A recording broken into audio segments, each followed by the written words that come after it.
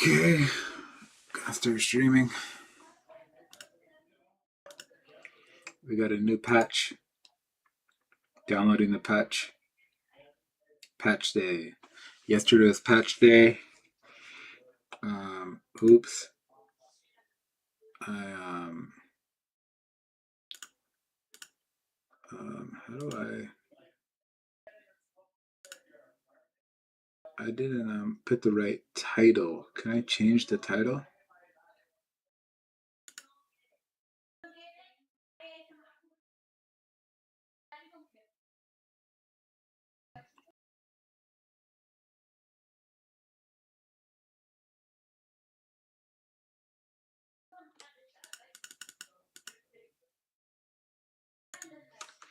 Let me ask Gemini.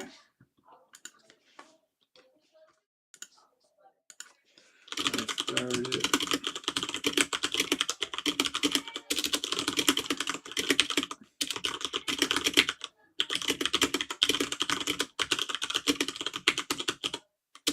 So this is like a habit thing that I'll learn. How do I change my title while streaming, you know?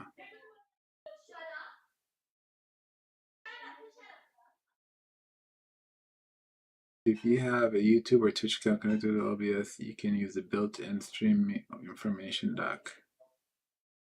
Stream information. Okay, docs. Stream information. Stream information. I don't see a stream information.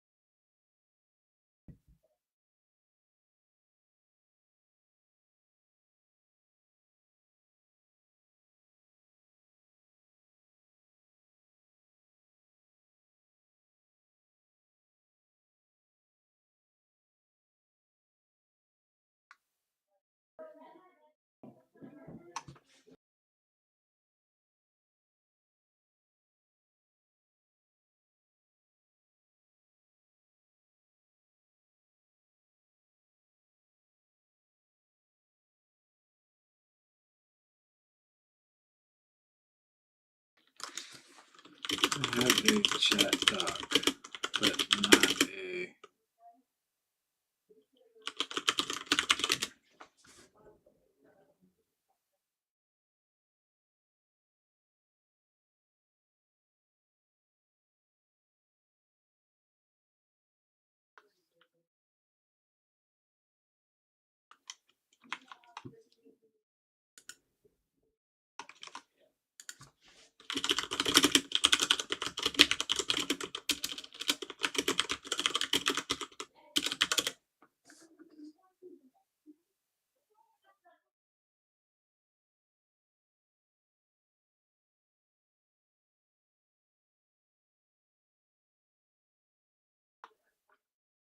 I said look for edit button. I don't see an edit button at all.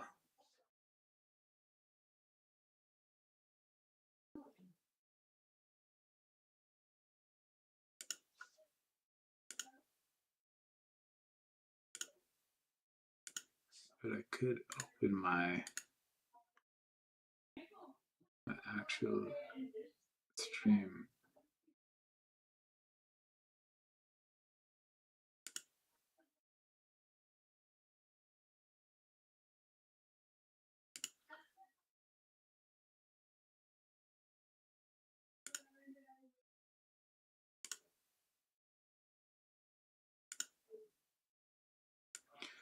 To patch Dota 2 patch 7.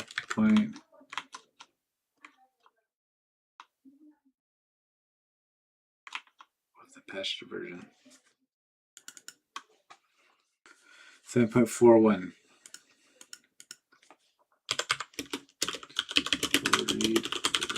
I'll do a full read through of it. Okay.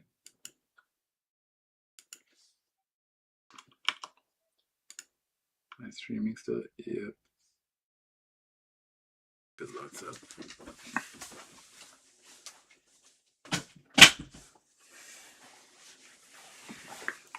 The TV's so loud.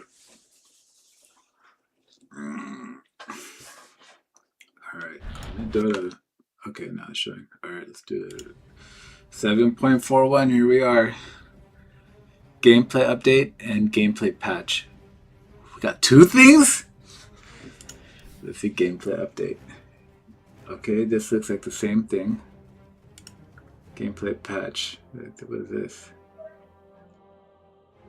Patch 7.41 is out now, and you can check out the patch notes here.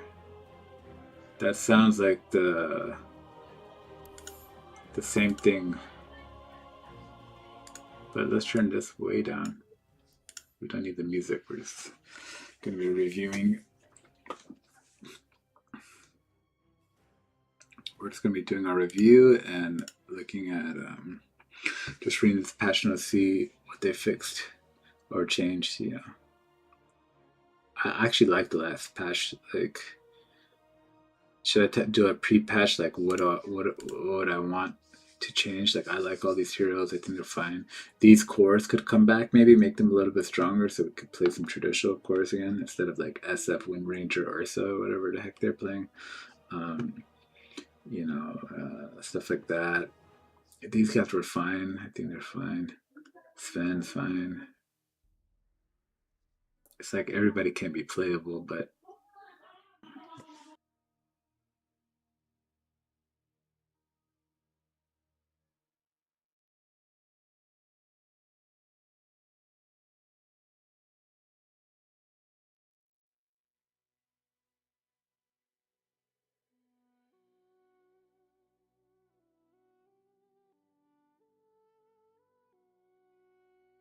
I'll be back in a second. Hold on.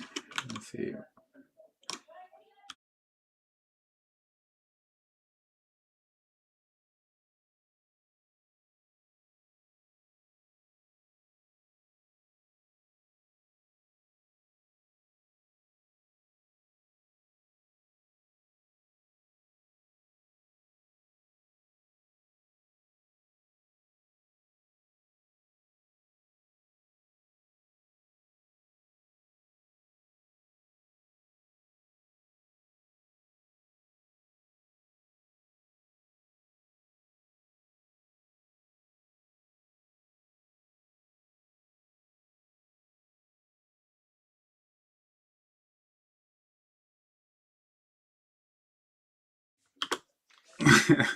All right, let's get into it. What are we doing? Switch account? No. Why is there no data?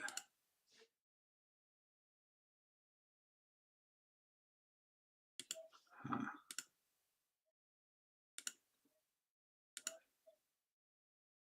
Okay. So it's hard to judge. It's like, oh, you could say CK come back or this guy needs a nerf. I don't know. SF, does he need a nerf? No, he sucks.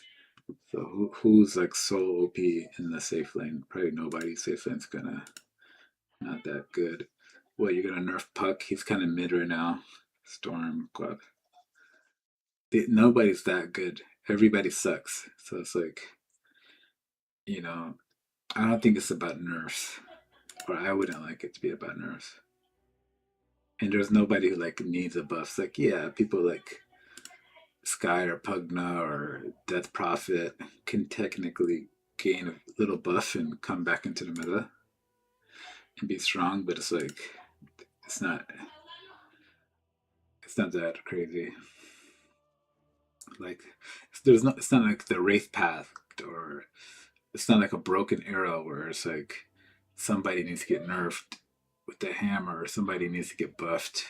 It's kind of like everybody's kind of like mediocre. It's like Beastmaster might be the only one, but then it's like, okay, so Beastmaster is kind of playable in mid, off lane, and safe lane. So he's one who might need a little bit of a buff. Like you can't play him in three different lanes, bro. Like he's gotta be like choose his role, and but then it's like, so he shined for a little bit, so now he has to get nerf hammered out of the meta and out of the scene. It's like, that's not exactly fair. People say Largo is extremely busted. So we'll see. Tree's first phase banned. It's like if they focus on like pubs, nobody cares about Tree and Protector. But if they focus on like pro play and stuff, it's like he's like first phase banned. So it's like maybe there is something they have to nerf in him just to make pro games a little bit more balanced or something. But in terms of play, everybody, I would say just some of those slower heroes need like a buff so they can hang up with the tempo game, the fast game, the early game, like anti-mage, face of the void, stuff like that. That's PA. That's about it. Like if they could just play with the rest of the heroes, it would be a better meta, I think, because then you could play any hero you want. Okay, so these are the following improvements and bug fixes. Let's see if this is worth reading. It's not that long, actually. Added an overhead indicator when a consumable item is being used on an ally or given to one within 1,200 units. Example, Tango. Okay, so he's eating a tango. You could just see that. All right, that could help.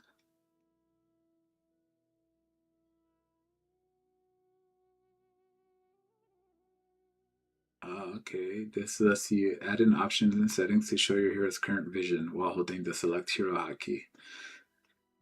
I don't really know what. Oh, actually, I do know what that is. That's cool. Amended by Fog of War. That's cool because I never knew what my vision was and I never cared for it.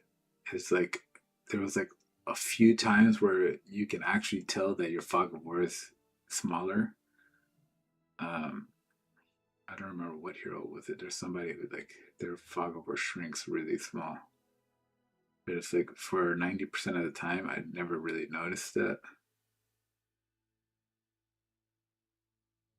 Item recipe components are now consistently ordered from most expensive to least expensive to make quick buy more predictable.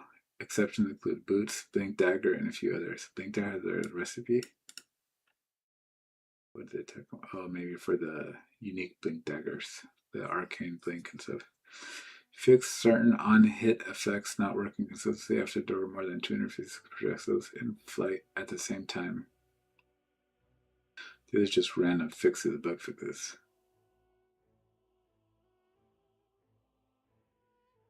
Trying to craft a neutral item while your inventory is full and your neutral item slot is occupied within an innate item which structures grease will now fail instead of automatically consuming the item.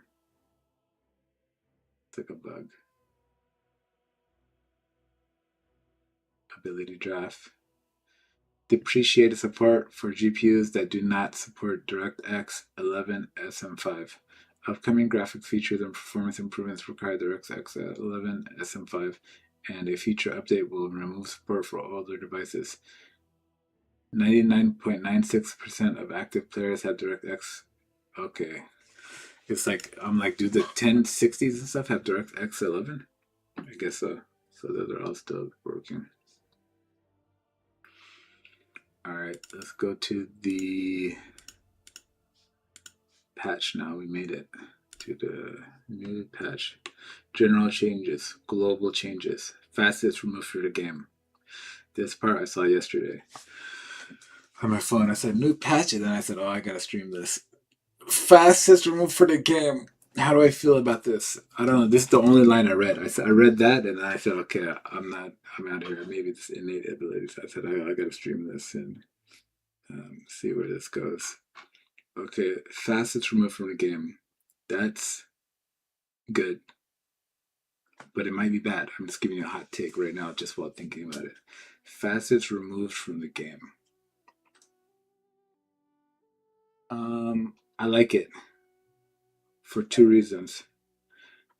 Number one, it gave your heroes two ways to play, and but I like the buff you get.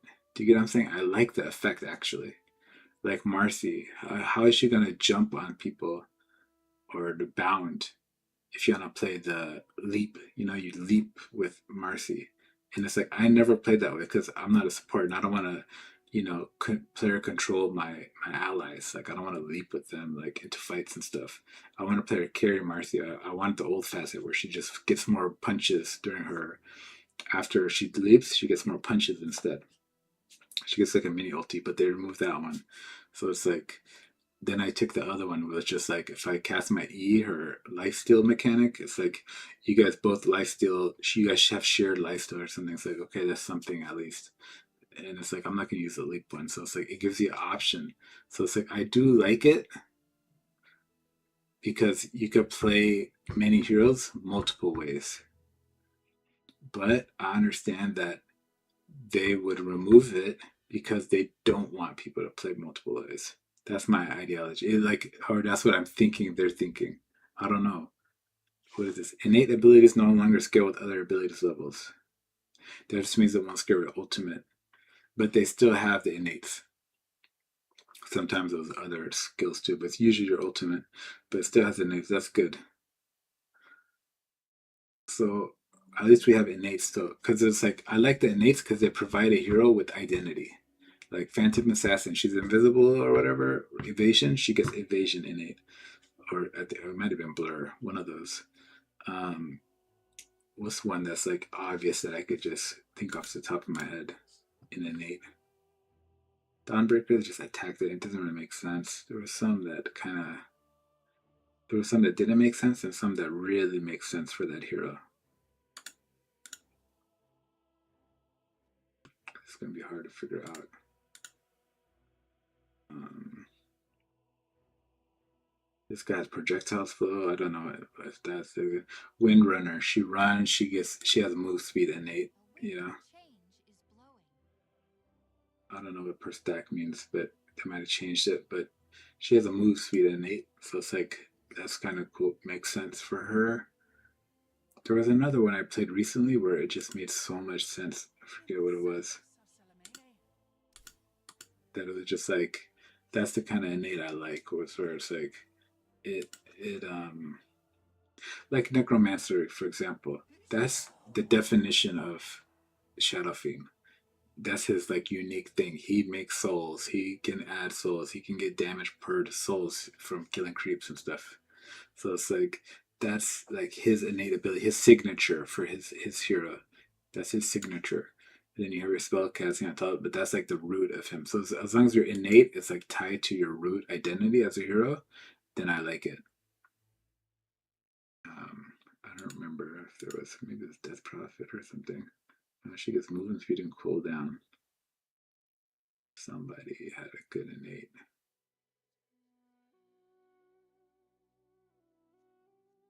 Storm or something. Flesh maybe. No. Yeah, just random stuff. Can't remember who it was, but they had the perfect innate. Maybe it's this guy. Like Stone Remnants. He gets Stone Remnants. That's part of his kit. Makes sense. There was someone else that it just felt like maybe it was a support. Felt like it just made sense. He's another one that's like the rhyme stacks. It just like it goes with his character. It makes sense. So there's those that just go with their main kind of identity. There was some that just kind of made sense with the hero. Like that was just a unique kind of bonus to him. It doesn't really go with the hero that much or make sense. Oh, this one maybe makes sense. Like his Withering Mist debuff, like he's good against tanks because of his Withering Dispel, like it's always been a part of his kit or something. I forget who it was. Maybe Marana. Doesn't matter. Doesn't matter. Let's get back to the patch. So it's like it has its benefits and negatives. I think with the innates, you keep to the structure of the hero, and then with the facets, you can flex too much. And I think with their what they're going for with the like not the identity of the hero, but the identity of the actual game is they don't want Beastmaster to take one facet safe lane, take another one mid lane. Or Shadow Fiend, he has a slow, he can slow with his raises, that's good in the mid lane.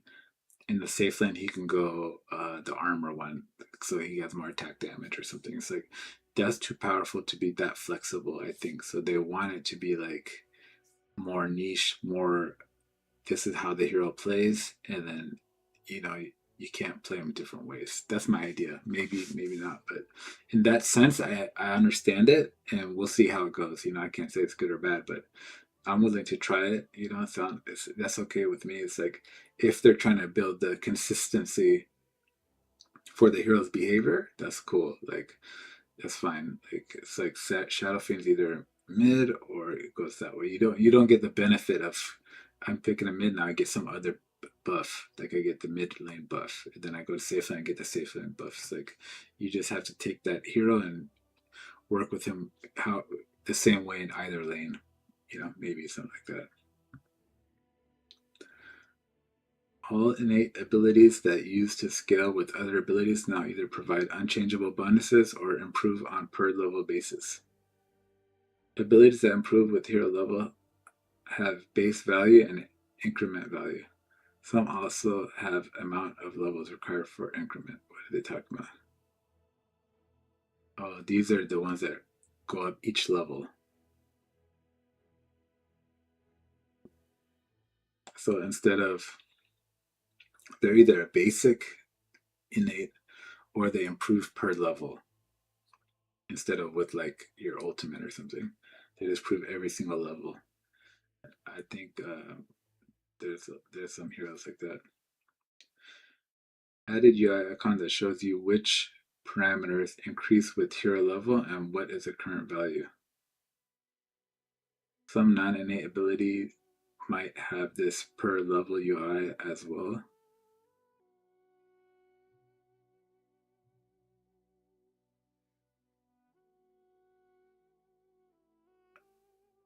What non-innate ability might level up per level? I don't know what that is. Abilities that had per level up scaling change to be per level. This mostly affects heroes reworked in update 7.4 and Largo. Okay, so they're doing something with 7.4. Well, and Largo. Huh, I don't know who that is.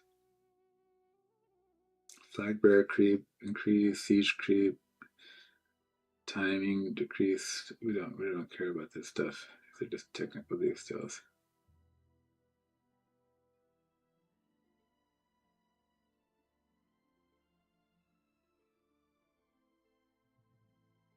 Off lane and safe lane creep speeds are changed so that they meet better at a better spot or something.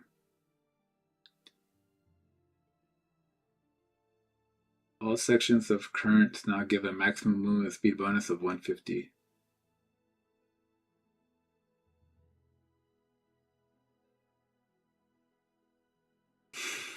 I don't know what that means. That means when you're running in the river or something, you can get bonus movement. Now it's a bonus of 150.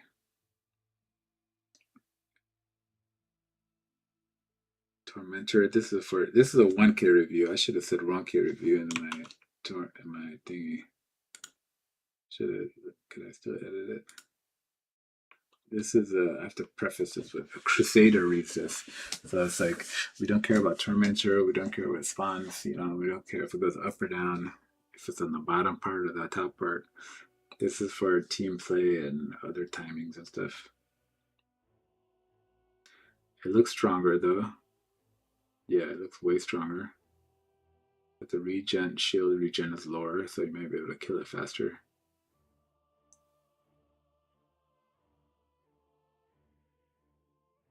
It reflects less damage.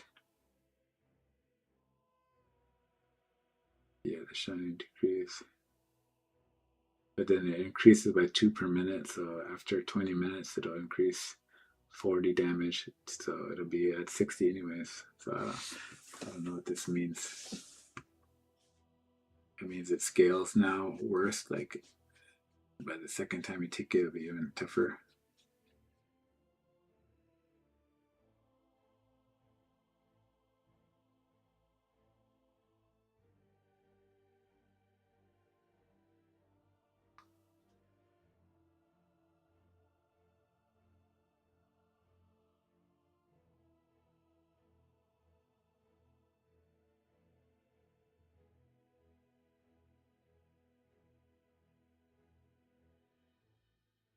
So instead of pausing when the wisdom shrine is contested, it'll reverse it back down to 0, which is, I don't know. I kind of like that. It's if you just hold on and you force them out of there, you can. If you push them out of him, you can get the shrine real quick and then run away or something. They're like a little mini game, so I don't know if that's good or bad. Maybe it's easier to secure for the team that's their wisdom shrine. If they go and contest it, it's like I better leave then. I can't just kind of do some shenanigans or something.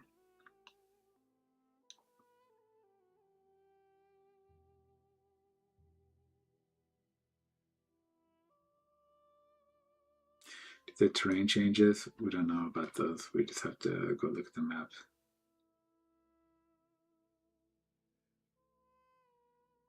But just like slightly.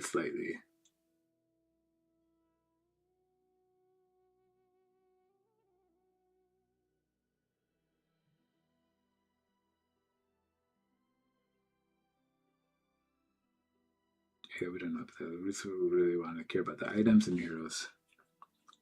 Health restoration is the mechanics change. Health restoration. Health restoration now applies to all forms of life again. Okay, didn't come to heals. Okay. Incoming heal amplification now stacks diminishing with health restoration instead of additively with outgoing heal amplification. So that's like if you're Omni Knight and you heal somebody, if they have good health restoration, they're gonna heal more. So what happens to you if you're Omni Knight? You used to have the outgoing heal amplification. Did they remove that? Spells that previously had a separate value for incoming heal reduction now only modify health restoration.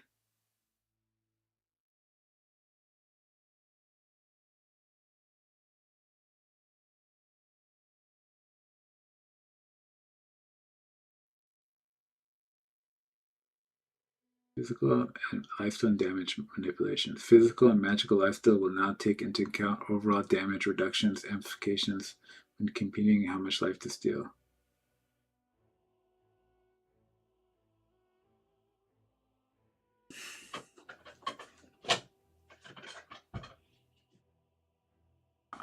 Okay, I don't know what that means. Historical lifesteal is calculated before some damage reductions or amplifications were applied. As a result, you could gain health from attacks that dealt no damage, like attacks against a hero affected by Aeon Disc Combo Breaker. Okay, this would not happen anymore. The only amplification that is not taken into account is increased damage against solutions. All sources of reflection damage now have an alt note detailing mechanism of reflected damage. Reflected damage cannot be reflected back. Lifesteal and spell lifesteal don't apply to reflected damage. So that's the co-op nerf or something. Or I guess she can maybe with her uniqueness. No, she doesn't have her talent anymore. I guess her facet. Reflected damage doesn't affect debuff immune units. Units with free movement now. So that's if you have a blade mail, you can't get, or if you have a BKB, you can attack through the blade mail. But I thought that's how it always was, or maybe it was like taking half damage, I guess. But now they put it back to how it usually used to work. That if you have a blade mail and I BKB, I can attack it through your blade mail. Units with free movement now can miss their attacks when attacking uphill targets. Item change. Shop reshuffle. Items in all shop categories except for consumables have been rearranged to accommodate new items. Consumables now include infused raindrops. These are items. What is a miscellaneous item? Chasm Stone.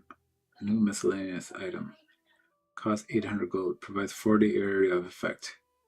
Area effect bonuses from multiple chasm stones or its upgrades do not stack. Okay, this might work on like a Necrophos or something. Well, he doesn't have his facet yet. So you will have to buy your AoE bonus. Shawl. 10 magic resistance. Nice. This is something I've definitely needed. I hate dying to magic damage in lane. You're getting bullied by magic damage in lane, so we can get this item. I mean, they kind of look out of place. But it's alright. Oh, there's no Mage Slayer anymore. Wow, there's no Mage Slayer. RIP Mage Slayer. Let's see if this is a good early game item. 15% magical resistance, 6 all attributes, 250 health. Passive, gain a stack every 3 seconds after mana of 3 stacks. Upon gaining a stack, your movement speed is increased by 20% for 7 seconds. Whenever you take damage from a player-controlled unit or Roshan, consume all stacks to gain an all damage barrier for 7 seconds that absorbs 120 damage per stack. So you gain a stack every 3 seconds up to a maximum of 3 stacks. Upon gaining a stack, your movement speed is increased by 20 seconds for 7 seconds. What the heck is this item, bro? It seems ridiculously OP. It's a carry item or something. I mean, I'm about to use it like that. Just if I'm having a bad lane in any defense, I'm just gonna get this. 7 armor. Split mail. 950 gold, 7 armor. Okay. Or do they still have the 1400 gold item for armor?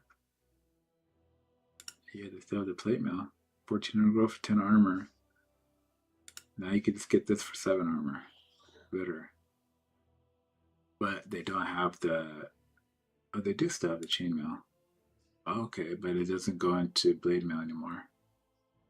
It goes into like some support items and stuff, and then phase boots. This one goes into more bigger items. Shiva's needs this and a plate mail. That's a lot of armor. That's cool.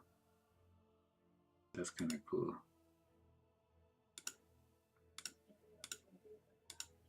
Yeah, I like it. I like it. It's cool stuff. I don't hate it. It's always confusing new items and stuff, but it might make the game more better overall. Who knows? Wizard hat. Let's see what a wizard hat does. Goes into this kind of stuff. It just gives you 125 mana. I don't know who would want to buy that. You just buy it as a component for this stuff, it looks like. What is this? Spirit Vessel gone? It looks like Spirit Vessel's gone. That item is OP. Oh no, still there. So now this Urn of Shadows can go into 2 things. It can go into the Essence Distiller.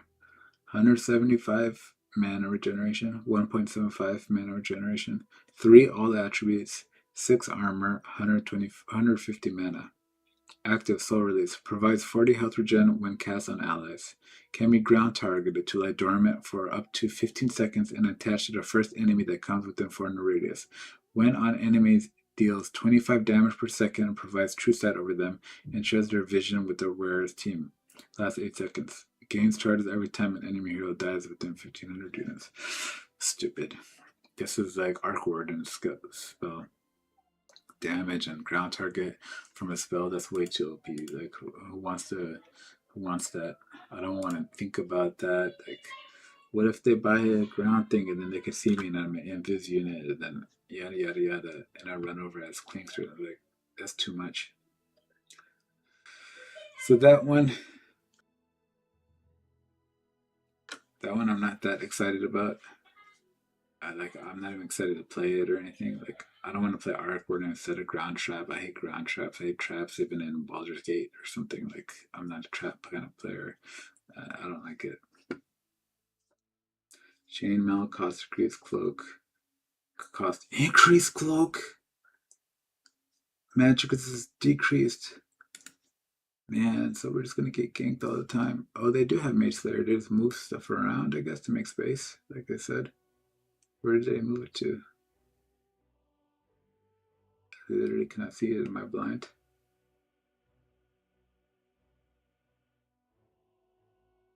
Like, it's not in this group. It's not in this group. Oh, it's right there, purple. 20% magic resistance, 6 health regeneration, 2.5 magic regeneration, mana regeneration, 15 damage. Passive Mage Slayer. Places a debuff when you attack enemies, dealing 40 physical damage per second and causing them to do 40% less spell damage for 3 seconds. I think that was the same idea. Recipe change no longer provides 30 attack speed. Okay. Health regeneration bonus increased from 5 to 6. Mana bonus increased from 2 to 2.5. Damage bonus increased from 8 to 15.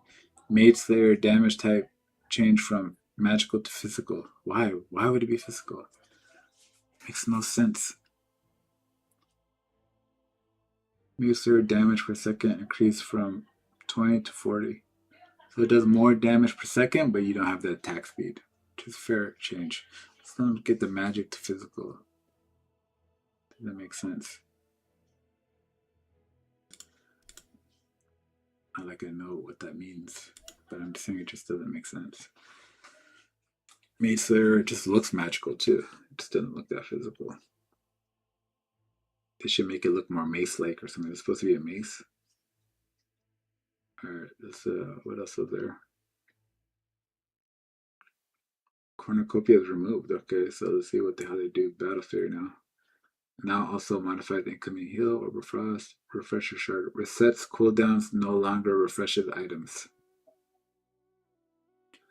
Okay, that's good. That's a good change. I like that. Because I don't people buy for like BKB or something, and that's like a big brain move. It's like 2 BKBs. I'd rather 2 ultimates. That's what the refreshing is for, you know. You have 2 ultimates if you have a good ultimate. That's about it. Ring of Health. Okay, back to secret shop with the voice on. I like the secret shop that used to be legendary, you know. I think I did a rant about it, but I think I didn't record it. But in case I didn't, I just want to say secret shop. I remember when I was first gaming, I would stand in the trees and be like, "What is this shop? Where is the shop?" And people say you got to go to the secret shop, and I'm like, "Are these guys trolling me or what? Like, how do I find this item? What a dumb game!"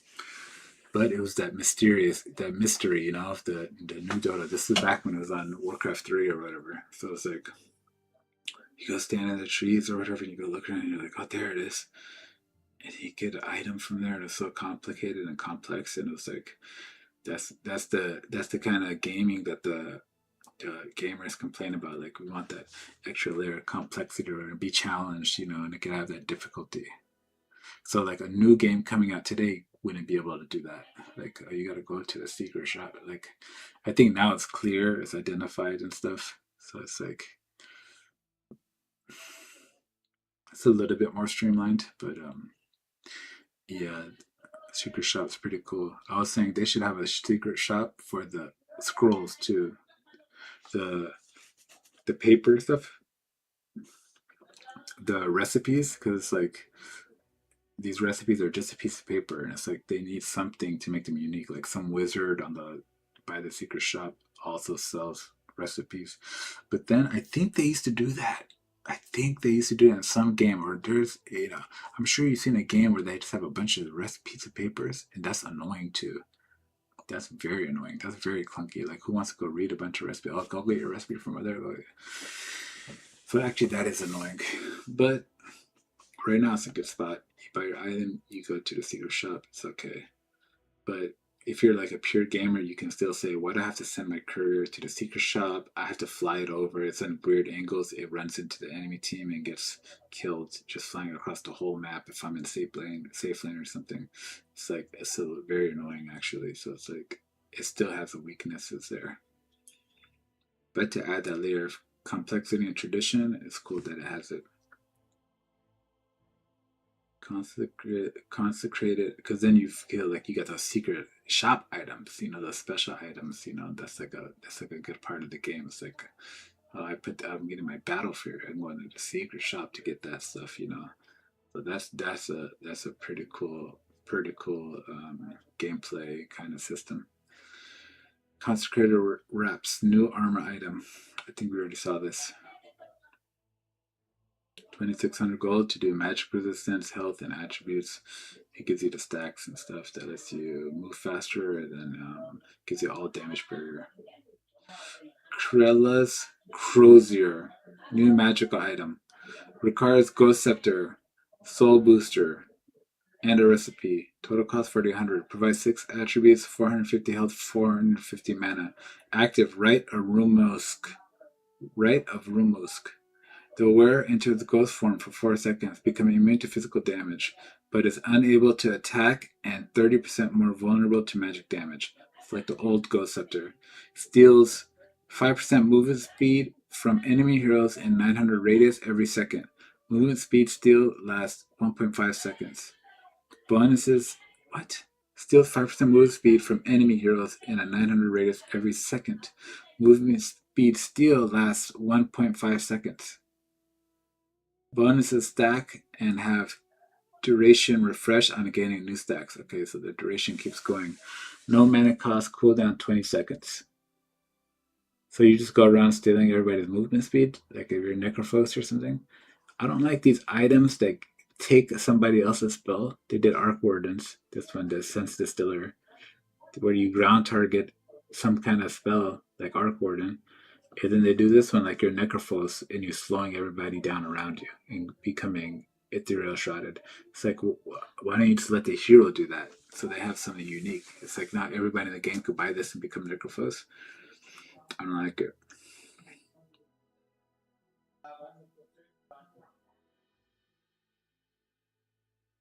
Passive, it's called Putrefaction Aura. Come on, man. Putrefaction Aura. You just role-playing Necrophos now? Has like a CM with her ultimate or something? So you're like Necrophos and you're doing CM spells. It's like way too OP. But 4,800 gold, she probably won't be able to afford that anytime soon. Reduces health restoration of nearby enemy heroes by 30%. Wow, that's OP, dude. That's like this is like a Shiva's, like it just passively reduces their by 30% their health restoration. So all healing, all HP regen, and everything down by 30%. While Rite of Rumsk is active, the effect is increased to 75%. So it's increased to 75%. What's the cooldown on this? Did they even say? 20 seconds. How long does it last? 4 seconds. Okay. But that's a short cooldown. And all the lost health restoration is redirected to the wearer every second. What? This is just broken and busted, bro. You have like a Shiva's Ghost Scepter, steal their health regen and put it onto you item. Like what the heck? It's like why wouldn't like Necrophos buy this or something? And you slow them down. This item's insane. Okay, so that's a support item, magical item. I just finished the items.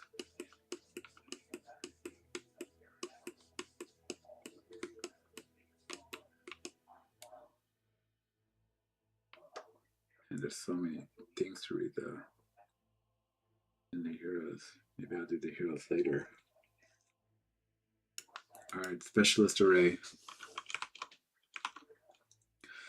Returning armaments item.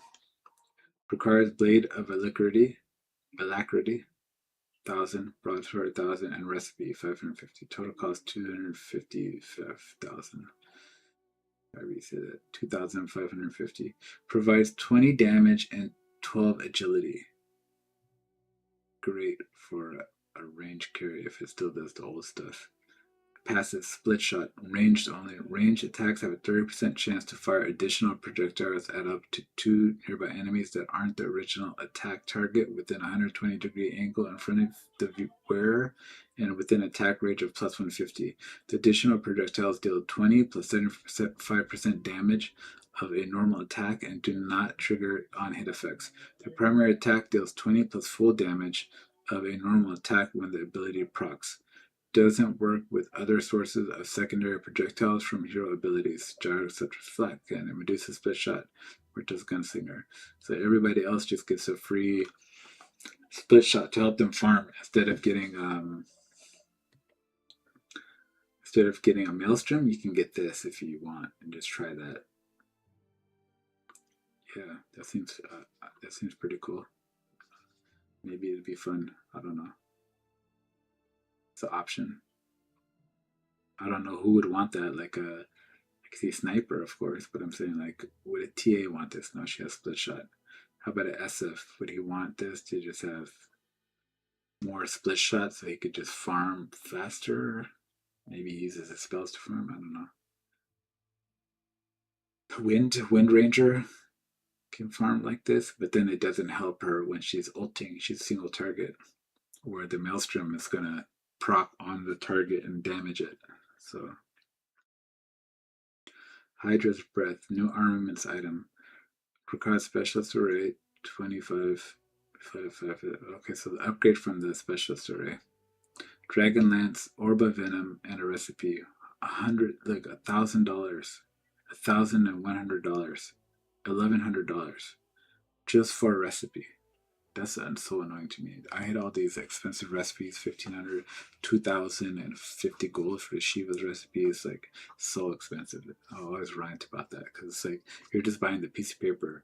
It's not a special piece of paper. The wizard doesn't hand it to you. It's like, it doesn't, unfold and have animation that combines your item or something. It's just playing for the little piece of paper, clicking on it, and then your recipe combined. And then it's I don't know, it just feels like an empty gold tax or something on top of your item. Provide 25 damage, 30 agility, 15 strength, and 150 attack range. Cool, you get more range, strength, agility, and damage. Passive, Miasma. Miasma. Is that like a magical kind of AoE kind of thing? Miasma, decay or something? Oh, poison right there. Attacks poison a target for 3 seconds, dealing magical damage equal to 2.5% of the target's max health every second. If the debuff is reapplied, the duration is refreshed. Can't be applied by illusions or Russian. Okay, that's kind of cool way to attack tanks without buying a Scotty. But it's still just as expensive, 5,900 gold. Passive, polycephaly. Polycephaly or something? Range attacks have a 30% chance to fire up to 3 nearby enemies that aren't the original attack target. Okay, so it's the same thing over here. They call it split shot over here though, so why'd they change the name? I think it's maybe because of bonus attack range. Do not trigger on hit effects for Miasma. The primary attack deals 20 plus full damage of normal attacks when the ability procs. Similarly to special raid, does not work with other sorts of projectiles. Yep, it's the same exact thing. I just don't know why they changed the name. Maybe this one just has a greater range to it or something. So I don't see why I would want to upgrade this for $1,100 unless I'm specifically fighting a tank or something. Or Naga stuff, tanky illusions. That could be a thing.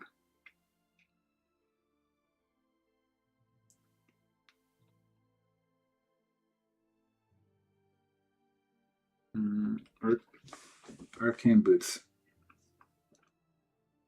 Recipe changed. Now also requires a wizard hat. Total cost increase. This is just normal stuff, just tweaking prices and stuff. It's not like a big change, This is like big change to pros. They're like, oh, guardian greaves are broke or are busted now, or they're nerfed now. You can never buy them again. They just increased price by 150 gold, and mana regen just got nerfed by 0.5. So it's like now its value is not there, something like that. But for normal Crusaders, that doesn't matter at all. Battlefield recipe changed. Now requires Perseverance, 1,400 instead of Cornucopia, 1,200. Great. Back to the original. Recipe cost decreased from 600 to 400. Total cost unchanged. Okay, that's fair.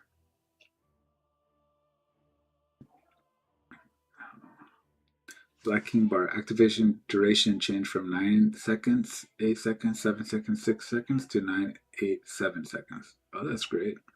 Black King bar buff just to help chorus out a little bit more. Blade melt recipe change. These are just recipe changing for the new items. Total cost just increased by 100 gold. Armor bonus increased by 1. That's about it. It's like the same things.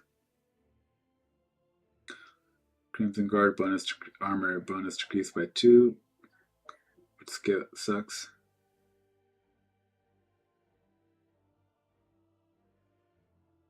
Doesn't work as good as on range units now. Down to 45 damage block from 70. Used to be 70 on all units, now 70 on melee heroes.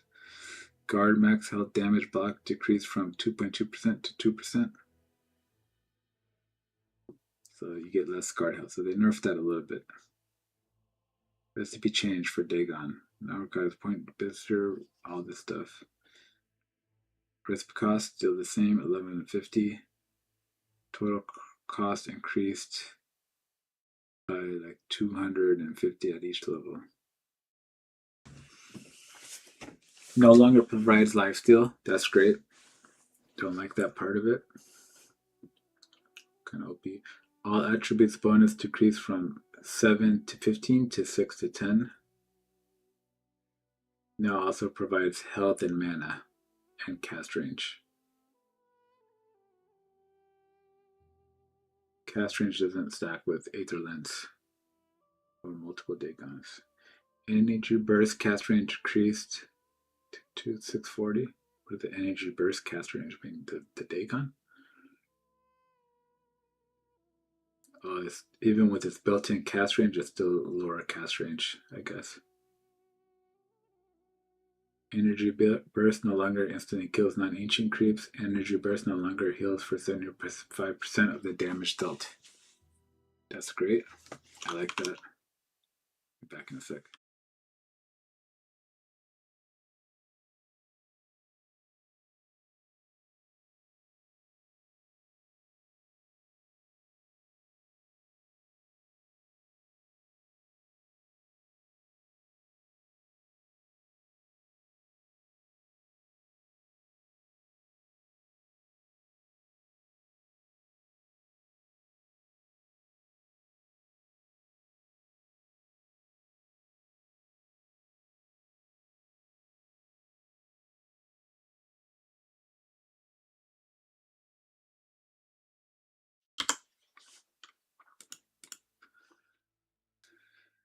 Okay, range attack bonus from Dragonlance down by 10, 140 to 130. Hurricane Pike, same thing. A little bit of a nerf, but it's like inconsequential to Crusader life. Drum of Endurance. Recipe change now requires headdress. Okay, the recipe changed. Let's look at the costs and the nerfs. Total cost unchanged, so it's the same. No longer provides 7 intelligence. Strength bonus increased from 7 to 8. Swiftest Aura now provides health regen. Endurance, not sure, is cooldown with Boots of Bearing. Boots of Bearing no longer provides 8 intelligence. Now it does 2.5 health regen. So, what? It just doesn't have the health, the intelligence. What did it improve? What did it gain?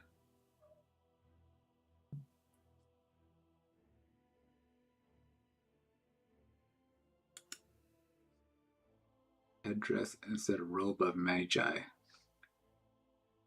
So instead of getting that 6 intelligence from the Robe of Magi, or a 7 intelligence, got boosted by 1, you now just get the health regen to allies. So it's like this thing gives you health regen, this thing gives you a lot of health regen and health. So instead of getting any intelligence, it just gives you some regen for your allies. which makes more sense. Even though if there are some builds where you like both, you know, you can get intelligence and strength. It's like, oh, nice. But it's like this makes more sense to the item. Like you get move speed and health regen to allies because you get move speed, you get health regen from the item, from this item, Ring of Tarask. So it's like the item is a huge component of its health regeneration. So it makes sense that it's a health regen aura maker. That's a little bit better. Turn a shout, removed from the game. Ethereal Blade can no longer be disassembled. Gleipnir. Recipe changed. Now also requires Chasm Stone. Recipe cost decreased from 1100 to 400. Total cost increased from 4,500 to 4,650. So it went up by 100 gold. Area effect bonus from multiple Chasm Stones or its upgrades do not stack. So you get the area of effect from the Chasm Stone now, which makes sense for this upgrade. I don't even remember what it was before. I think it was just the recipe and that's it. And the point booster and the Rod of Atos. Rod of Atos looks the same. So now you just add the AoE, bonus AoE there, plus 75 area of effect. And then this one, this gives you, Shiva's Guard now gives you plus 75 area of effect. That's the Chasm Stones story added. And the Chasm Stone makes sense. There's area of effect items. You need a smaller item for that Chasm Stone. Gleipnir proves your area of effect. They didn't want it to just be on one item, so they also threw into Shiva's Guard 2 items. Glimmer Cape. Recipe cost increase. Total cost is unchanged. That's all that really matters. 2,500. Yeah, I think it's the same. It just says shawl instead of a cloak. Hand of Midas Transmute no longer prevents camp clearing Madstone bundles from spawning if it was used on the last creep in a neutral item. Getting guaranteed Madstone bundle from the transmute used to prevent the cap clearing bundle from spawning. That's just some kind of quality of life. Harpoon draw forth can now target trees and will pull the caster to it, destroying all trees on the way. That's kind of a cool buff. So you can do it offensively and defensively now, Harpoon. This is the one to look out for and try. This one, definitely trying this one. I don't know if I have the heroes to try it, the hero pool in my safe lane. Like, who can buy a Harpoon? Maybe in the off lane would be better. Abaddon, like a Harpoon away. That's about it. Oh, Sven always likes to buy that too. Sven, Abaddon and Sven. That's the only Harpoon players. I don't really. Could we try with CK later? Lifestealer too? Echo Saber? Did you say by Echo Saber? I don't really know. But there's two for sure could use a Harpoon, Abaddon and Sven. I mean, they kind of could buy Blink too, so I don't know how much they would need it, but it seems okay. Heaven's Halberd. Recipe changed.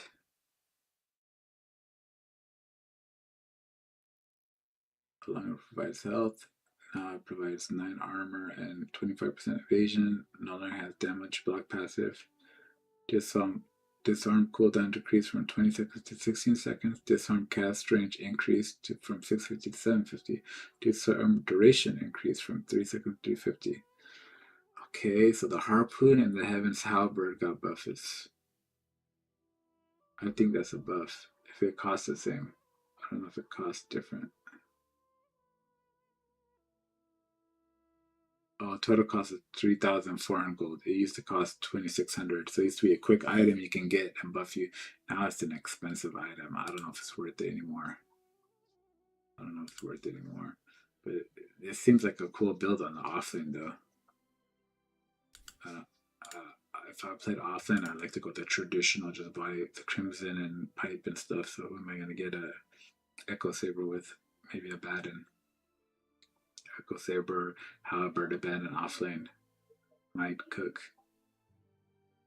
Just in Crusaders, you know, it's like that's good enough for your team. He doesn't really want to buy pipe or anything, I don't think. This guy Underlord could buy those items too. He can buy Echo Saber with his attack damage and stuff instead of Mask of Madness. So alternative. Dawnbreaker. Dawnbreaker. Yeah, so there's a couple options there with these items. Seems like offlane has potential.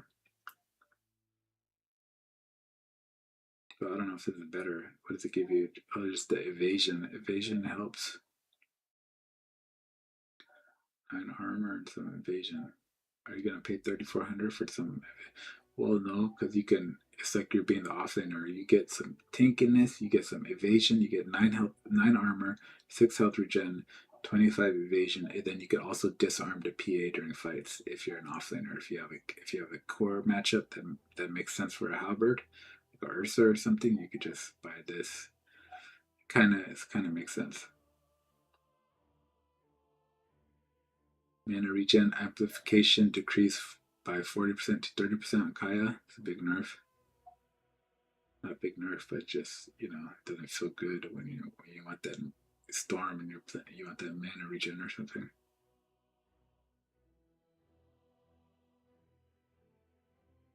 And they just do the mana regen changes across all the items.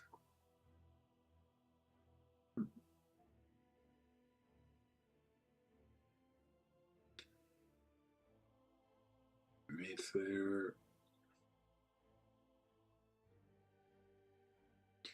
Maid Slayer basically changed from attack speed to damage bonus to damage bonus. So it's like if you don't need the attack speed, it could work. So it could work for somebody like a Badentu or this offlane picks Dawnbreaker. She doesn't really need the attack speed. It helps. It used to help, but she can just swing with her Q and still apply it and stuff. It's okay. I don't know if it's good or bad. And it costs more now. So that's what sucks, but it could work.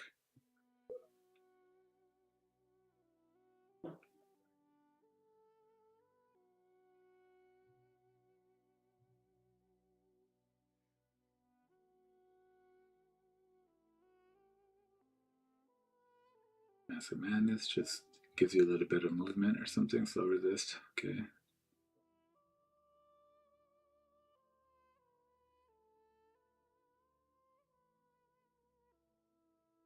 Mechanism is the same, just recipe item kind of changes. Monkey King Bar. Total cost increased by 300 gold. It sucks. Now also provides 50 attack range to melee heroes only. The damage bonus increased by 10, and the attack speed increased by 5.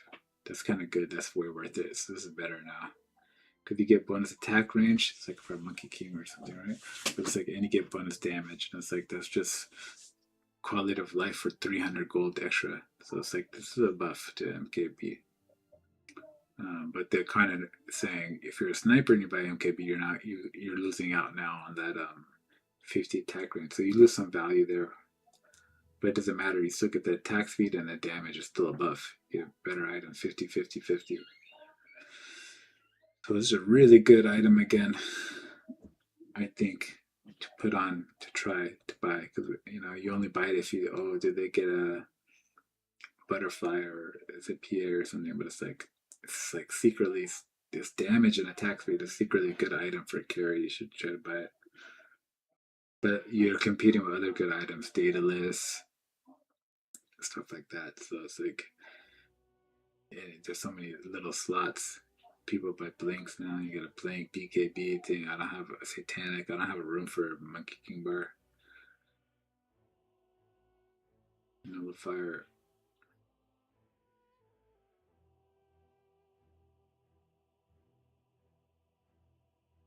Total cost decreased by 25 gold.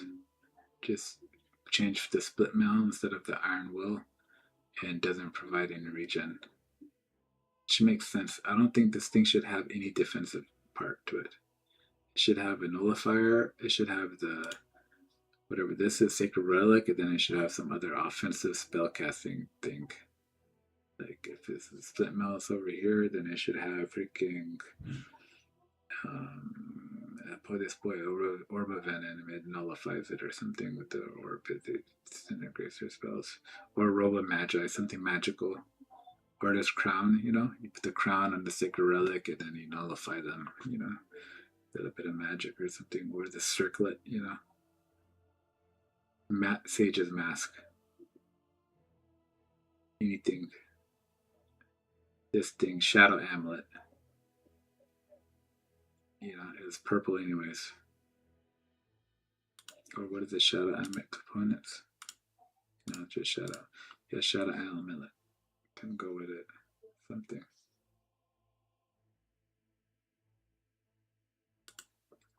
Something besides the defensive. I don't want to get why it's defensive. It just does 75 damage. And then it nullifies so that you can attack. It dispels them, So that's like a magical thing. What does it have to do with armor or regen or anything like that? And it gives them movement slow. So it's like you can give it that, like all three of those frostings that they used to have. Do they still have those? Like this thing, the orb, and the thing, like they make this orb of corrosion. You did the orb of corrosion, the orb of nullification, or something like that. Oblivion Staff.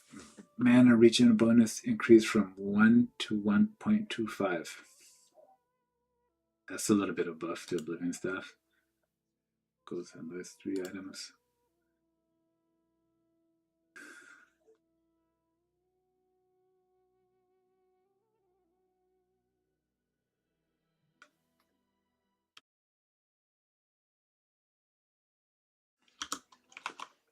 Just had to sneeze.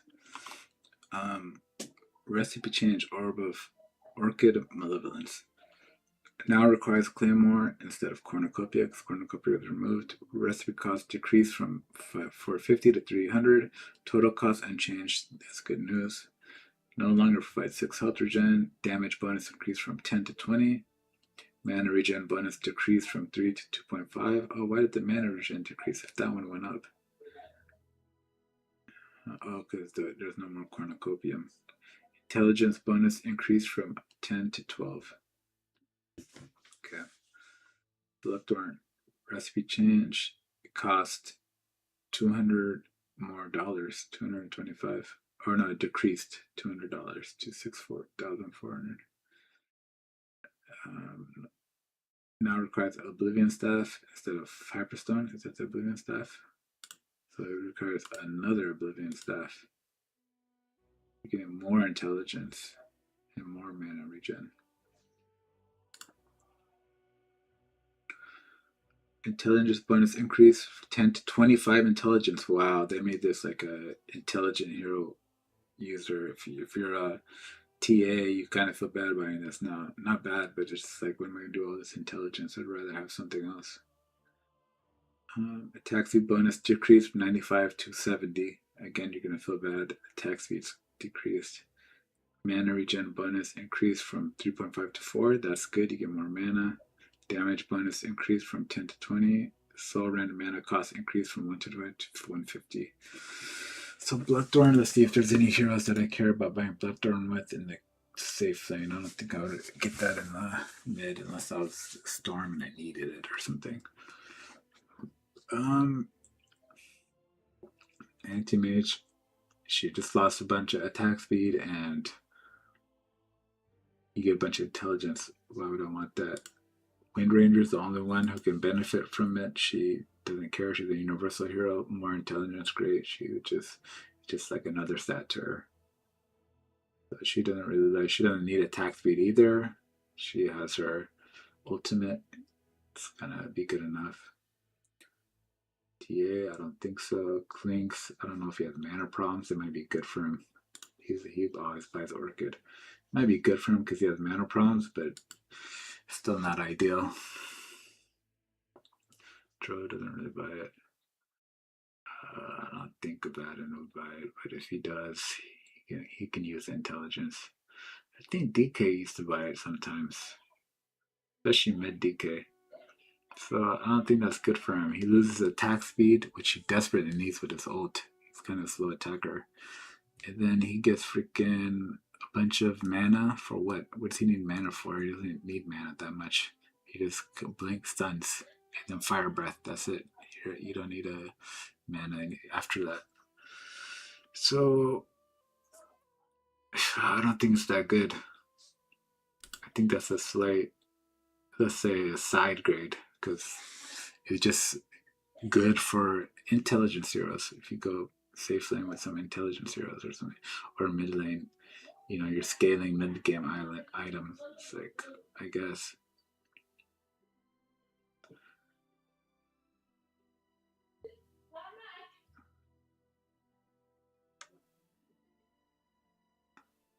Orb of Corrosion. Cold Attack, Ioscadi. Cold Attack, Ioscadi. Cold Attack no longer has a separate value for incoming heal reduction. Still does health regeneration or health restoration changes. That still reduces it. Cold Attack health restoration reduction increased from 40% to 50%. It's a good item. It's a good item, 50%. It's like, I never can afford to buy it, but if I ever got to that point against tanks, against Pudge, against these tanks that are just annoying all game, you can cast, you can buy Ioscadi for them.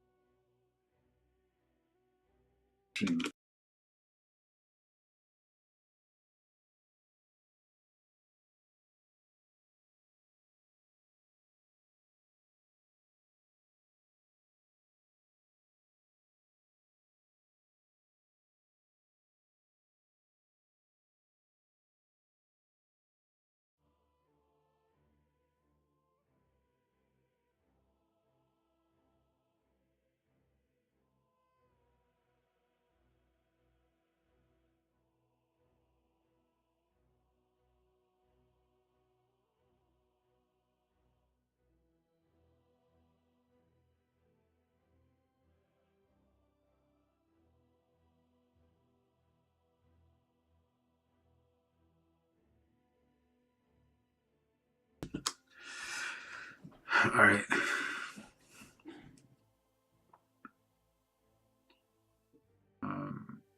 Pavis. Recipe changed. Total cost decreased by 50. Mana bonus decreased from 250 to this is like, pro guys who are like, the total cost of the solar crest is the same. Armor bonus stuff, it changes a little bit, but it's like, you don't get 4 all attributes on the solar crest anymore, you just get armor, movement. It's like they can debate. This is like pro supports. I don't think I've ever bought this item. I bought it like twice. Just because, I mean, I should buy it more, but it's like, I don't know. I never got around to that one. Buy like Glimmer Cape or something usually. Yeah. Yeah, this is one we could try out. I don't think it's like nerfed too hard, but it's like now you can't. Now it's not worth it to try it. It's the same thing. Gives them armor, gives your ally armor and all that. All barrier, 350 barrier, magic or physical. A 350 physical damage barrier. Preservance. Health regen bonus decreased from 6.5 to 5.5. That sucks. It's going in Battle Fury now, and they already nerfed it. So we want our course to be able to fight, but now we're getting nerfed already. Phase boots cost decreased from 1,500 gold to 1,450 gold due to chain cost decreased. 250. Phylactery health regen bonus decreased because of the other item. Pipe of Insight. Recipe changed. Now requires shawl instead of headdress. Recipe cost decreased. Total cost unchanged. Barrier no longer affects units that have been affected by barrier within pipe of Insight's cooldown. Insight Aura no longer provides 2.5 health regen.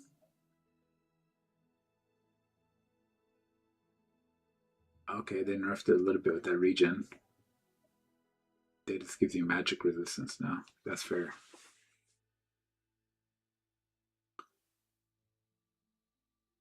Burn toggling no longer breaks invisibility nor stops channeling. Okay. But we don't need to know that. I guess that's to show on lanes or something for pros or something. Refresher orb. I always wonder how would they know that? Like, do they have some kind of notification? Hey, your creeps mid lane had radiance damage on them, or are they going around clicking all the creeps all the time? Like, is there any radiance burn? Did the creeps get radiance burn? I see it. They got radiance burn. There's smoke near the trees, guys. It's like maybe actually that could happen if you know they're smoked across from you and you're like to see where they are if there's any movement. The radiance burn. Okay, we know they're right there. We can ping it out. But it's like for the and that happens a lot in pros games. Actually, they're often feeling each other out, smoking into each other, playing into each other. Where are you? Where are we? We're over here, you're over there. It's like very positioning, very position based and stuff like that. So revealing your position, they turn off their radiance while they're smoked, while they're positioning. So it kind of makes sense at that level. But in a pub game, in a Crusader, nobody's gonna notice or care where you are. They're just gonna run into you and fight you without their team if they want to, or they're just gonna go do something else and go push another lane and not even bother with you. Like, it's like, and we're just gonna push tier 2 towers by ourselves. That's my thing. I was like, I guess I'll just push this 2 tier tower. Then, yep, yeah, they did TP on me and kill me. Yep, all three of them. Yep, they did that. I didn't think they could do that. I didn't know they were good enough to do that. I thought they were noobs, but that's how the game goes. So it's hard to tell. Like, when you could push it's like imagine a pub match or a crusader match. Are you gonna just stand like the pros do in the triangle and like wait for them, we have to stand right here? It's like, no, because you don't think the enemy's that good enough to deserve that much caution. So you're gonna go push, split push, you're gonna go farm, you're gonna go fight, you're gonna go get pickoffs. If you see someone alone in a program, you might say, oh, back, they're around here, Rubik's bait or something. But if you see a Rubik on the bottom by himself in a freaking pub game, you're gonna say, "Oh, this guy's just alone. Let's just go this easy gank right here or something." You're not gonna expect them to just be smoked in the fog, come out, and then be. So it's like there's different levels have different gameplays. But solo pushing a tier 2 tower is like that would be on the that's more obvious now. Every rank can tell, hey, you're pushing our T2 tower and you're alone. We can definitely TP and counter this push because it's like that's like a objective that's so big that they have to respond to. Even the anti-mage that's jungling way over there, they might ping T2, hey, middle T2, like you can TP to this one or come fight, and they might come even at a low rank. So it's like trying to do that by yourself is a little bit too challenging sometimes. Sometimes you can get away with it though. That's why it's confusing. Sometimes you can walk up, take the tier 2 for free, especially if they're fighting in other lanes or you see a couple of them doing other stuff. So I don't know why I'm ranting about that, but just aside that.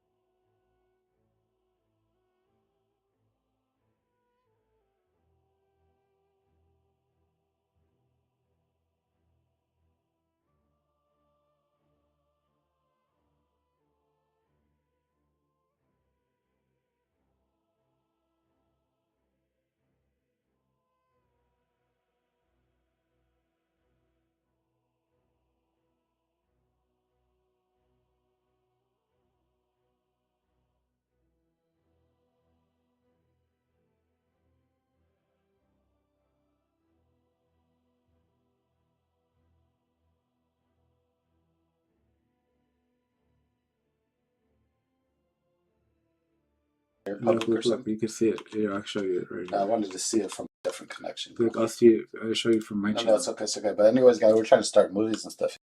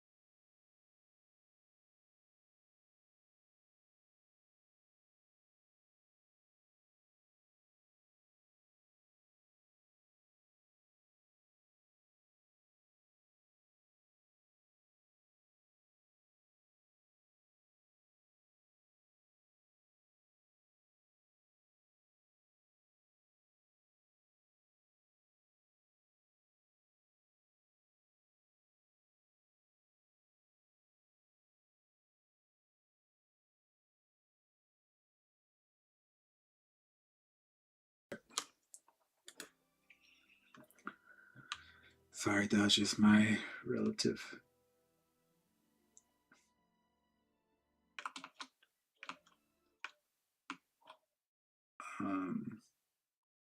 Where am I at? Or we're streaming.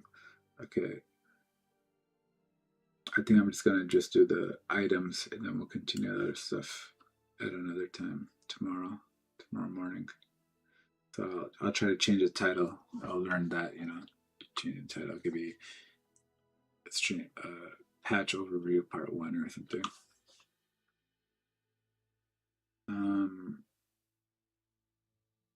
Refresher orb. Health regen bonus increase from 12 to plus 14. Mana regen bonus increase from 6 to plus 7. Okay. Resets cooldowns decrease from 180 to 210 down to just 180. Okay, so it doesn't scale anymore. That's cool.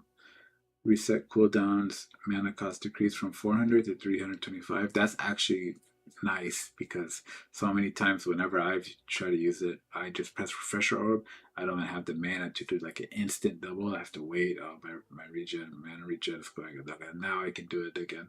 That's kind of annoying if you don't plan it out carefully. Reset cooldowns no longer refreshes items. That's great because we don't want this double BKB gameplay, whatever they do. Pro gameplay, we want it to just make sense. The refresher orb refreshes your ultimate spell. That's what it's there for. That's this cool ability. 2 Tidehunter ults back to back.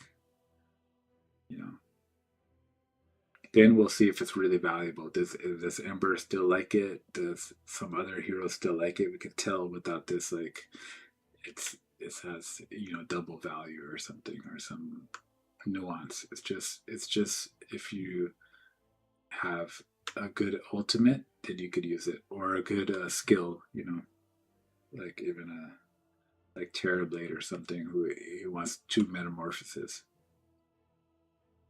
Revenant's Brooch, spell lifesteal bonus increase from 14 to 15%. Okay, I don't think that really matters. Just better for the 35 and 15%. I don't know. Sange.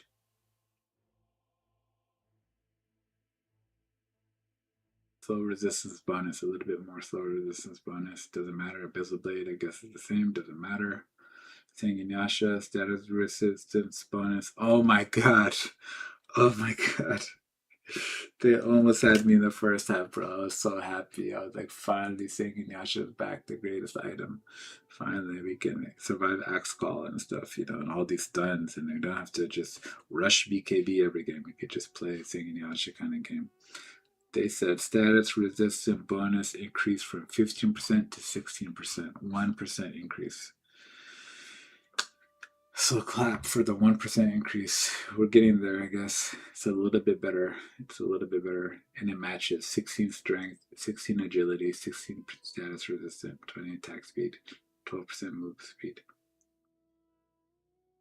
20% health restoration, and 30% slow resistance. It's buffs with the slow resistant bonus and the status resistant by 0.1%.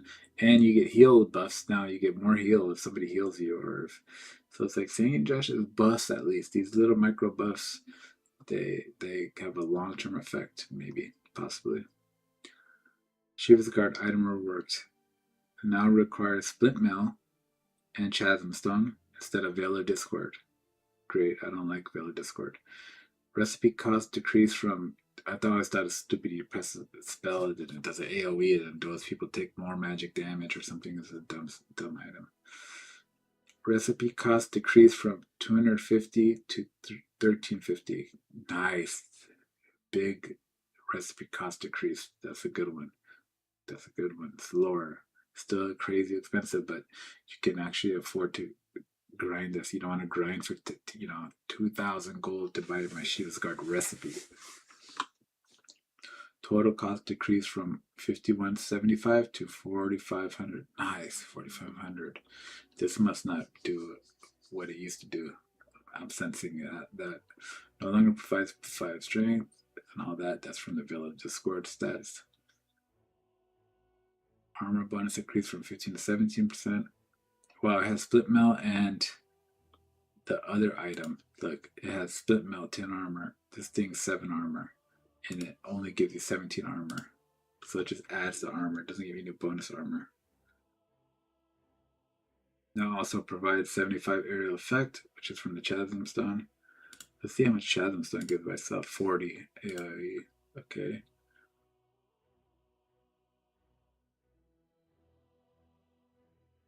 Arctic Blast damage increased from 200 to 260. Arctic Black Radius decreased from 900 to 825.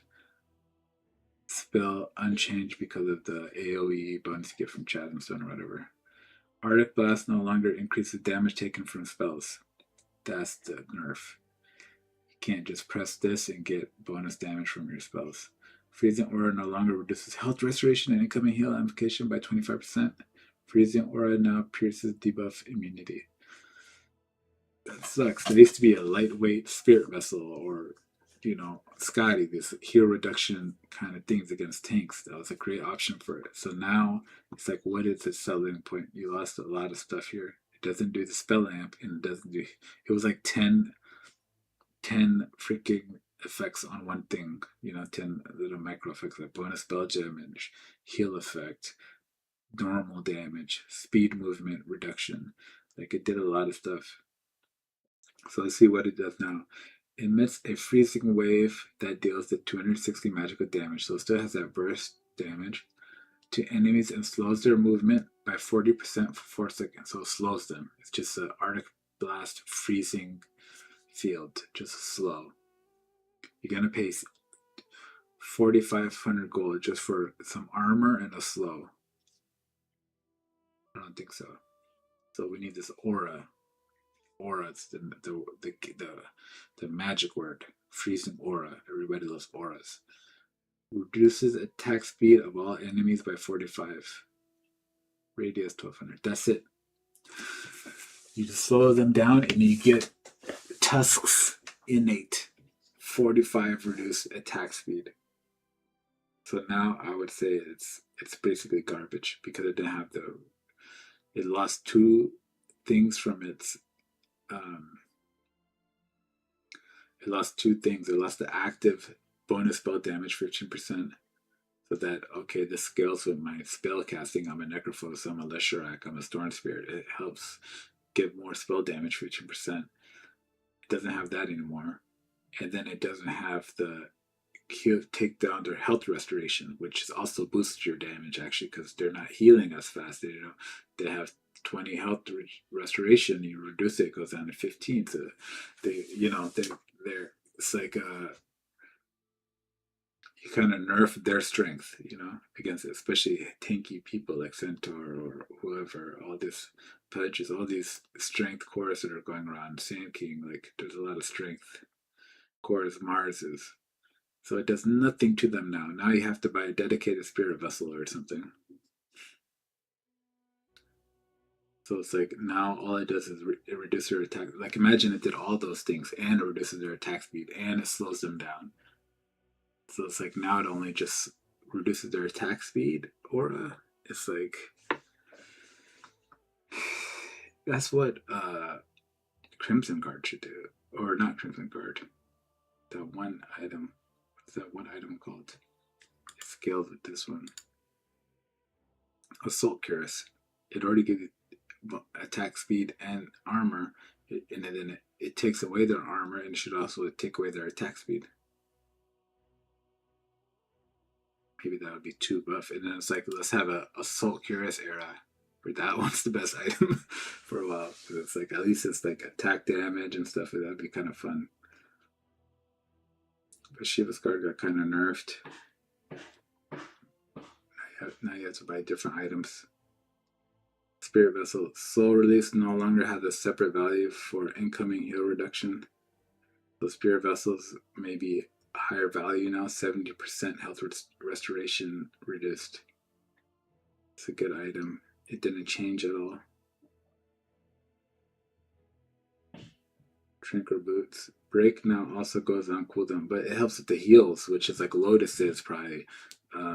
If you're in lane, mid laners buy this, and then they use the bottle water rune, or they use bottles to recharge. It's like, well, I don't think you can recharge with the damage on you. But people feed your lotuses, their teammates and stuff. Like, I wonder if that's gonna change a little bit of the. They're just gonna heal a little bit less, and when they're getting saved and doved on, and when you throw the spirit vessel on them, it's like now they might.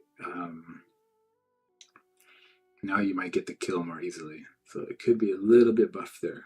That's pretty cool. Tranquil Boost. Break now also goes on cooldown when the item is disassembled.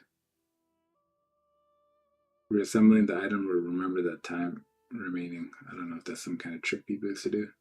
Fail the Discord. Total cost 17.25. So it got cheaper now. No longer provide its stats, its attributes, its armor, or its health regen. Now provides 10 intelligence, 175 health, and 18% spell lifesteal. So it does. Magic weakness renamed spell weakness. So it gets spell weakness and spell lifesteal. Just cool. It has like a synergy there. Now it kind of makes sense. But it only goes into one. I was like, what item does it go to now, though? It only goes into one item, and that's the Bloodstone. Now requires Villa Discord Bloodstone. Now requires Villa Discord instead of Voidstone and Voodoo Mask. Total cost increased from 4350 to 4700. So like 400 more gold. No, 350 more gold for this item that I didn't buy it that much, so I don't know if it's that popular. No longer provides 3 mana regeneration. Spell lifesteal bonus decreased from 25% to 20%. Wow, they even decreased the spell lifesteal. Health bonus decreased from 450 to 650. That's pretty good health. It also provides plus 15 intelligence. Okay, an intelligence hero. Those are who usually buy spell lifesteal. It's usually already going to have enough intelligence. That's not the thing they need. They need a more lifesteal. Blood Pact no longer applies the basic dispel, no dispel on Blood Pact. That sucks. Blood Pact no longer multiplies spell lifesteal bonus by 3. Now increases spell lifesteal to 60% instead. So you start at 20%, you press it, you go up to 60% lifesteal. Okay. It's less, still less than before because it used to be 25% and increase it by 3, which does it go to 75%? I'm guessing. They just times it by 3. You're already at 25%. Times by 3 is 75. If it works that way, it might do some kind of diminishing stuff or something. But 20% to 60% is not the same as 25 to 75. So it's a little bit nerfed, I think.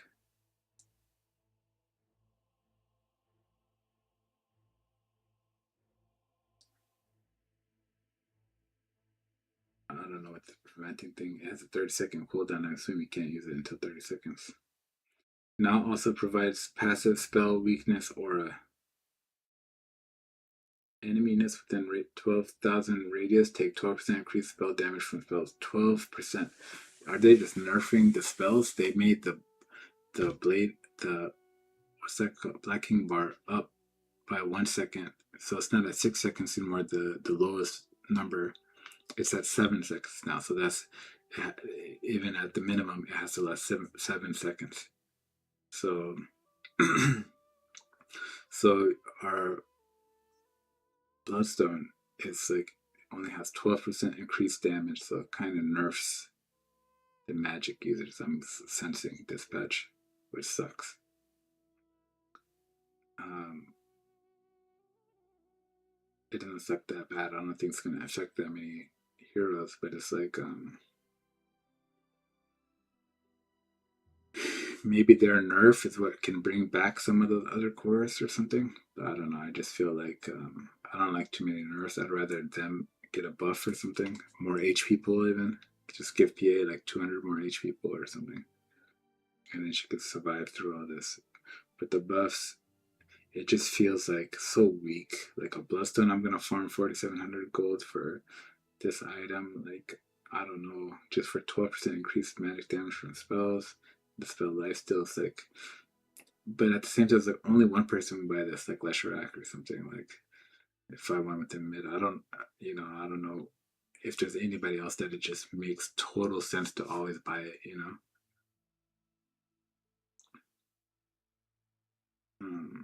Because he has to go in and he has to be a little bit tanky, but I just don't know mid heroes that well. I don't play them that much.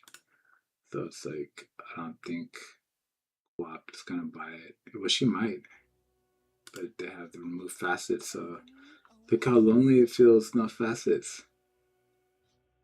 They just feel lonely again, back to their base hero, but it does feel like they're heroes again instead of just like some kind of carnival. Like just choose whatever fast, choose your next facet. Next month, Queen of Pain might have a new facet where, um, you know, every time you use her Scream of Pain, um, a gold bag will fall. Like, the NP facet with the trees, like something stupid like that or something. It's like every tick on her Q, every tick will also drop a gold thing. So you gotta fall in around and get the gold. And it's like, okay, like where are we going with these facets? Like everybody's just gonna have random unique facets every 2 months. So it's kind of boring that it's gone. Like that carnival feel, like, hey, let's see what other facets are out there, which ones are fun, which ones are broken. But it also makes the game feel more stable and more just like real. Like, okay, I'm just playing Queen of Pain. I don't have to think about that. I'm not playing a facet of Queen of Pain. I'm actually playing the hero, which is, I think, overall better. Like, I like that. Like, I'm just playing Puck now and I have curveball. Is this illusion orb? It's just a normal illusion, normal curveball. No more curling around. Maybe they put on one of his things. Nope. So it's like that's cool. That's a cool thing.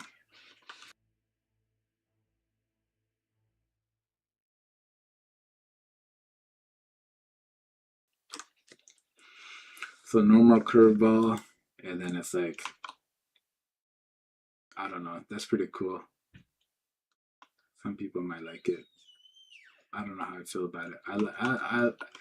I like it because fundamentally they're returning to their roots, which is cool. Like you know just be the heroes. I like that. I do like that overall. but it's like, of course, do you miss out on a little bit of fun with the curveballs and stuff? Like, yeah, you miss out on a little bit of fun. So we'll see how they reintroduce those kind of things. Like, they experiment through all the heroes, and they find, hopefully, they find the right balance. And the games might be more normal now, not with these puck curveballs going all over the place. It could look like Dota might have its soul return, or it might have its soul lost. We don't know. That fun, that fun kind of who knows what's going on effect. It might make it more dull, you know. But it's like, so I'm excited to see what comes of it, how the pros play it, what the tournaments look like, and it's like it was always confusing. Like, what facet did they take? What facet did they take? What facet did they take? Well, this guy's playing this. It's like, oh, you take that facet with the thing, with the thing. It's like, it might be a little bit more straightforward now, which is, we could just concentrate on the game. Hopefully, we'll see how that goes. We'll see this next era 7.41 into TI. I hope they don't like walk it back a week later because maybe people grew adjusted to it. That's how it's like shocking. It's like when they added it in, it was shocking, and then I take it away. It's like, oh, facets are gone already. It's like I kind of liked some of that, just reading them, and so we'll see how it goes. I like what they're doing, but it's like just like when facets came, we adjusted fast. It's like, okay, fast are gone. Let's adjust fast. See how they play through the TI and this little 6 month arc. How the pros adjust, how the games go, how people start cooking and getting ready for TI, then crescendo into a great tournament, and then we'll see if facets were really a joke time and it was like, yeah, that was fun, but it's like a seasonal thing or not serious, or if there's a facet mode that they could introduce, ranked facet mode. It's like you could play facets over there or something. And when it's unranked facets mode or something, show modes like down here, ability draft, random draft. You could play facet mode, random draft or something, random facet, random draft too, for people who just want that unique game play style or something. But yeah, I don't know. I don't know if people are complaining about it. Something like, I'm thinking, why did they choose to return it? Is it because, well, let's read this last one, Witchblade.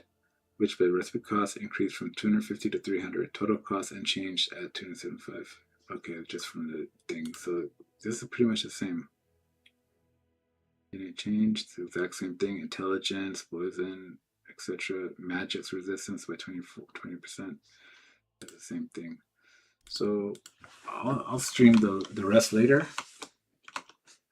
This is just a read through of the patch. I gotta go watch a movie with my family, but I just had to come look at the patch and see what it's mostly about, and stream some of the.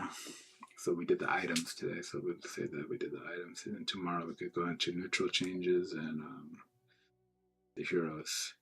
I'm just kind of tempted. I'm kind of tempted, but I don't want to spoil myself. I'll save it for tomorrow. Kind of want to see like, oh, did the anti-mage get a buff or something?